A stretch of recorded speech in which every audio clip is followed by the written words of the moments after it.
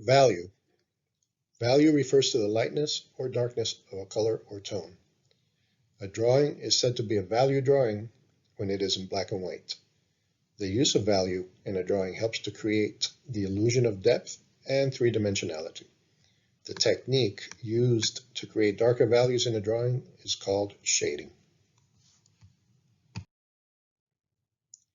Here we see an example of a circle made to look like a sphere using light and dark values. In other words, by shading, we give the flat circle a sense of roundness or mass and volume. In the top right, we see the highlight area, and that indicates the direction of the light source, which is off to the top right of the slide. Underneath that, the midtone, which is the general tone of the object. Underneath that, the shadow edge, which is darker than the midtone. And underneath the shadow edge, a thin area of reflected light, which indicates light bouncing off the surface, or it could be light bouncing off other objects. Very important to give an object a sense of roundness. And finally, we have the cast shadow, and that also helps to indicate the direction of the light source. Now we'll look at an example of an apple that has been shaded to give it a sense of volume. As we saw in the example of the sphere, we have the highlight, which indicates a light source coming from the top right. We have the midtone area, which is the largest area in terms of the value of the object. The shadow edge, which is the darkest shadow area within the object. And along the bottom edge, we have reflected light, which is light that's bouncing off of the tabletop and onto the apple. And of course, we have the cast shadow. Now, I would like to point out a few things that are important in terms of drawing cast shadows. And that's the fact that the cast shadow is always darkest directly underneath the object. As the shadow moves away from the object, ambient light starts to fill in and begins to lighten the value of the cast shadow. The other important aspect of cast shadows is the edge. All shadows have shapes. Some are more obvious than others, but this cast shadow has a very distinct shape. The edge underneath the apple is sharp, and as the shape moves away, as the shadow moves away from the object, the edge of the shadow becomes less sharp, and that again is due to the ambient light filling in. The more we focus on shadows, the more we see. For example, the same cast shadow changes in value when it crosses from a light to a dark surface and vice versa. Within cast shadows, there are subtle changes in value and color. Finally, cast shadows tend to follow the contours of a surface. In this slide, we see 5 techniques used for shading. These different techniques can be combined within a single drawing. On the left, we see an example of hatching, in which we use a series of straight parallel lines to create our shadow areas. To the right of that is an example of contour or cross-contour hatching, in which the lines follow the shape or the contour of the object. In the middle is an example of cross-hatching, in which the lines intersect. To the right of that is an example of stippling, in which we use a series of single dots to create our shadow areas. And finally, on the right is an example of scumbling, in which we use a tightly knit series of circular marks without lifting the pencil from the paper. In all of these examples, by creating a tighter weave of marks or applying more pressure to the pencil, you create darker values. Now we'll look at some examples of these techniques in drawings and prints by old masters and more contemporary artists. We'll begin with hatching, which is the use of closely spaced parallel lines to create shadows. In this sketch by Rembrandt, we see the use of hatching in the lower left side of the drawing, along the side of the face, and in the hair as well. And the same is true of the drawing on the right. This is a loose sketch, and the use of hatching in this drawing is very loose as well. Hatching is a quick way of filling in shadow areas. In this study by Leonardo, we see hatching along the bottom of the sleeve, underneath the hand, and behind the hand. Again, hatching is the quickest way of filling in shadow areas, whether in a study or a finished drawing. Here we see another study by Michelangelo, in which he uses hatching throughout the drawing, here and there, in a very light and loose way to indicate shadow areas. In this drawing by Vincent van Gogh, we see examples of hatching in the background and something between hatching and cross-hatching, let's say, on the ground to depict the fallen reeds or stalks. We also see hatching within the figure, in addition to other techniques such as scumbling or maybe even smudging. Kathy Kollwitz was a German expressionist working at the turn of the last century. Her use of hatching in this drawing is almost like cursive writing.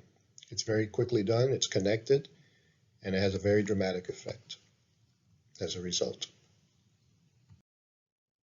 Now we'll look at examples of contour or cross-contour hatching in which the lines that we use conform to the contours or the shape of the subject. For example, the lines, both vertical and horizontal, used to shade in this apple. Here we see another self-portrait by Kathy Kollwitz, this time an etching, and in the forehead especially, and in the shoulder, and somewhat in the neck, we see examples of cross-contour hatching.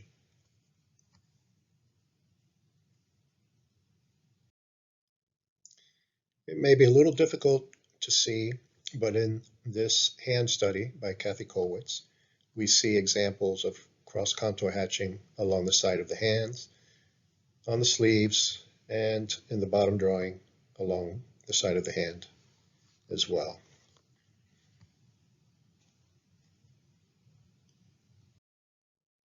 Finally, in this drawing by Vincent van Gogh, we see examples of cross-contour hatching throughout the drawing, the skirt, along the back, and the top of the hat. Very subtle in places, but it's there.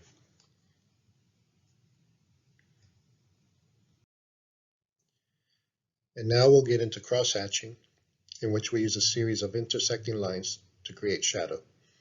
In this etching by Giorgio Morandi, you can see the use of cross-hatching throughout the piece, especially in the background. In this self-portrait by Albrecht Dürer, drawn when he was only 13, we see examples of cross-hatching throughout the drawing.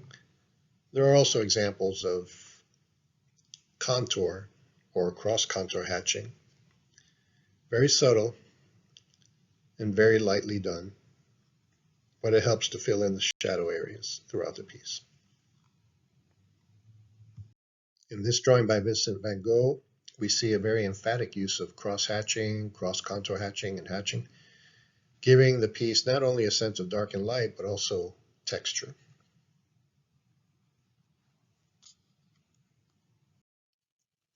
Here's another example by Vincent van Gogh. This is a beautiful drawing with a lot of drama, a lot of texture and power and energy derived from his use of the mark, the line, the cross-hatching, the hatching, and of course, creating shadow areas and giving form to the trees and to the figures through the use of hatching and cross-hatching. In this etching by Giorgio Morandi, we see cross-hatching used throughout. Again, the tighter the network of the lines, the less paper you see, the darker the shadows.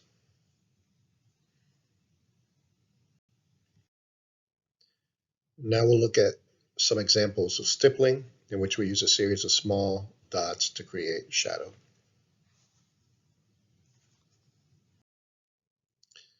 In this drawing, stippling is the only technique used to create the lights and darks and to build the form. And you can see it throughout the piece.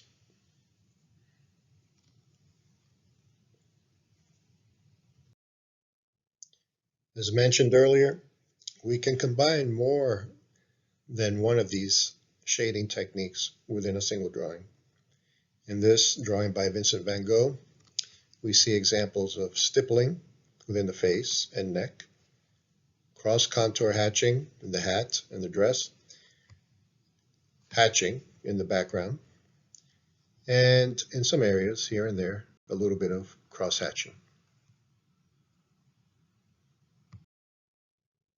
And finally, we get into scumbling, in which we use small, tightly knit circular strokes without lifting the pencil from the paper to create our shadows.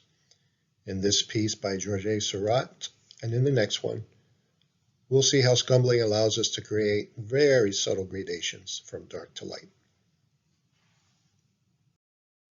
Another example by Georges Seurat, Seated Boy with a Straw Hat from 1882. In this drawing, we see the use of scumbling, and one thing I would like to point out, and that was true of the first piece that we saw by Seurat, is that there are no lines in these drawings. In order to define the shapes and the forms and the edges, Seurat simply shifts from one value to another, light to dark, light to dark, light to dark, and that's sufficient to create the forms and to create the edges of the figure. One thing I'd like to point out, this drawing is primarily dark in terms of its values, and that's considered a low-key value structure. And now we come to our final slide, Still Life by William Bailey, 1977, done with pencil.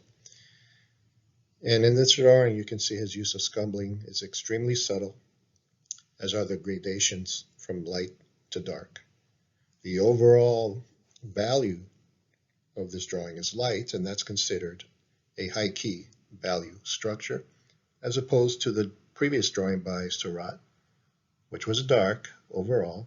That's considered a low-key value structure. So you have different ways of organizing a drawing, establishing a mood, for example, by using either low-key value structure, something that's dark overall, a high-key value structure, something that's light overall, and of course you have the option of creating something that's done with high contrast.